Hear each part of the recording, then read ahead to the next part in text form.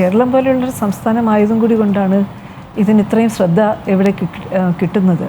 അപ്പം ശ്രദ്ധ കൊടുക്കാനായിട്ടും ഇത് പ്രതികരിക്കാനും കഴിവുള്ള ക്ഷമതയുള്ള ആർജവമുള്ള ഒരു സമൂഹമല്ലേ കേരളം. അതുകൊണ്ട് എവിടെയെങ്കിലും ഇത് പ്രതിരോധിക്കാൻ പറ്റുമെങ്കിൽ അത് കേരളത്തിലായിരിക്കും.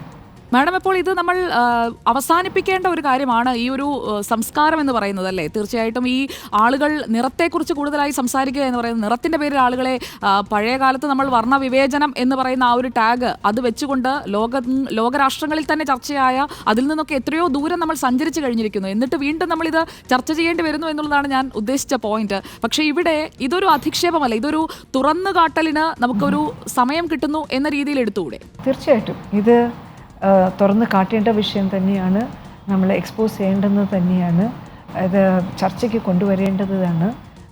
കേരളത്തിൽ നമ്മളുടെ എല്ലാ വീടുകളിലും നമ്മൾ കാണുന്ന ഒരു കാര്യം തന്നെയാണ് നിറത്തിനോടുള്ള നമ്മുടെ മനോഭാവം.